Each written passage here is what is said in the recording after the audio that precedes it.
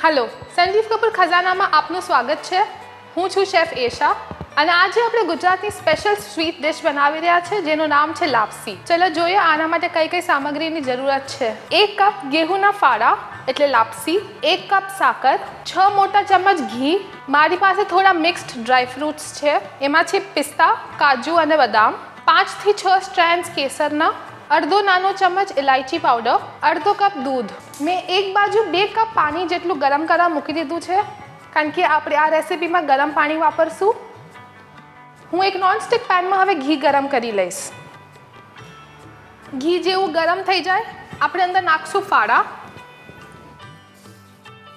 આને આપણે golden brown થાય ત્યાં સુધી આપણે એને સોતે કરી નાખશું। એને તકરીબન 5 થી 7 મિનિટ લાગશે। લાપસી ઓલમોસ્ટ ગોલ્ડન બ્રાઉન થઈ ગઈ છે, જુઓ તમે। હવે આપણે આમાં નાખશું ગરમ પાણી। આ પાણી મેં પહેલાંથી ગરમ કરીને રાખ્યું હતું। હવે આપણે લાપસીને થાવા દેશું। લાપસીને તકરીબન 10 થી 12 મિનિટ લાગે છે થતા। લાપસી ઓલમોસ્ટ થાવા આવી છે। હવે આપણે આમાં નાખશું સાકર। તમે સાકરની ક્વોન્ટિટી વધારી પણ શકો છો અગર તમને મીઠું ભાવતું હોય। એની સાથે આપણે નાખશું થોડું દૂધ। આ બધાને આપણે સારી રીતે મિક્સ કરી નાખશું।